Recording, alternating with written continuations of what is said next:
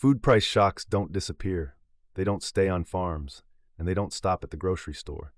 When weather disrupts agriculture, the costs move, and someone ultimately pays. In this final episode of Agriculture and Food Prices, we answer one question: who absorbs the cost when weather-driven food systems break? Educational and informational content only. Farmers absorb the first shock. Weather hits farmers first. Droughts, floods, heat waves, and freezes reduce yields, increase costs, or destroy crops outright. Farmers absorb lost output, higher input costs, insurance deductibles, timing losses that can't be recovered. Even when prices rise later, farmers often cannot capture those gains, especially if the damage occurred early in the season.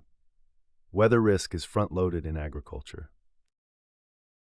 Processors and distributors absorb the second layer. Food processors and distributors sit between farms and consumers.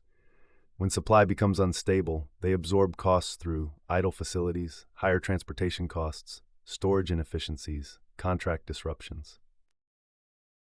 Margins shrink before prices rise. This is why food inflation often lags weather events. The system absorbs pressure quietly before passing it on. Consumers pay through prices and substitutions. Eventually, costs reach consumers, but not all at once, and not evenly. Consumers pay through higher grocery prices, reduced product availability, smaller package sizes, lower quality substitutions. Food inflation often feels sudden because the pressure builds invisibly before surfacing. By the time consumers notice, the system has already been stressed for months. Governments pay when food becomes political.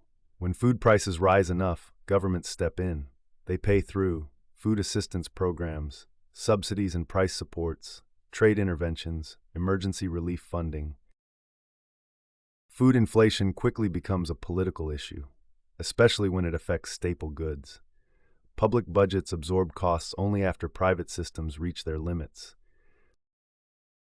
Weather-driven food shocks don't have a single payer. Costs shift across farmers, corporations, consumers, governments.